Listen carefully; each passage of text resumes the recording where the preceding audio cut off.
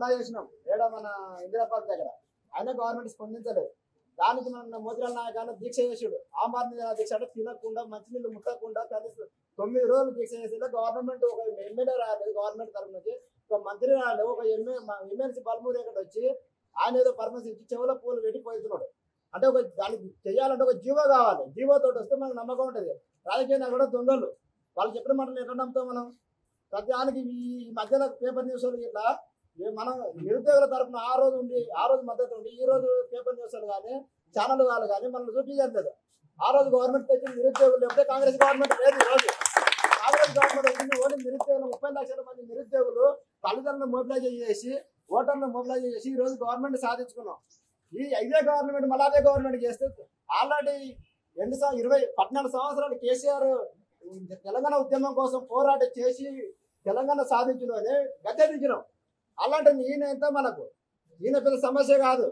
కాబట్టి దయచేసి అన్న ఈరోజు దీక్ష విరమించాడు, మన కోసం ఇన్ని రోజులు ఓపిక పట్టుకున్నాడు. కాబట్టి మనం ఏదో నెక్స్ట్ కార్యక్రమం ఏంటంటే ఈ దీక్షలతోటి కాదు, సాగు బతుకులు ఉన్న ఇట్లా ఏ మంత్రి రాలేదు వరకు దీక్షలతోటి పని కాదు. మన అందరం 20 లక్షల మంది టీఎస్పీఎస్ ముట్టడా, టీఎస్పీఎస్ ముట్టడా, లేకపోతే ఇందిరా పార్క్ ఏదో ఒకటి కార్యాచరణ చేసుకుంటే ప్రతి ఒక్కరు ఇది అందరి సమస్య, నీ సమస్య కాదు, నా సమస్య కాదు, ప్రతి సమస్య కాబట్టి ప్రతి ఒక్కరు అనుకూలంగా ఉండి ప్రతి ఒక్కరు ఏదైనా కార్యాచరణ చెప్తే రావాలి.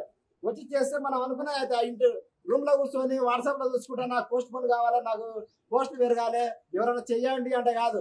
ప్రతి ఒక్కరిలో బయటికి రావాలి. రూమ్ లో కూర్చొని అయితే నేను చెప్తున్నా, ఇప్పటికి చాలా మంది ఎవరు స్టెబిలిటీగా సాగట్లేదు. జాబులు పోస్ట్ పోన్ అవుతుందా, అన్ని జలం పోస్ట్ పోన్ అవుతుందా, లేకపోతే పోస్టులు పెరుగుతున్నాయా, ఏమంటారు గవర్నమెంట్ ఏం స్పందన ఇస్తుందంటే గవర్నమెంట్ ద్వారా క్లారిటీ లేదు.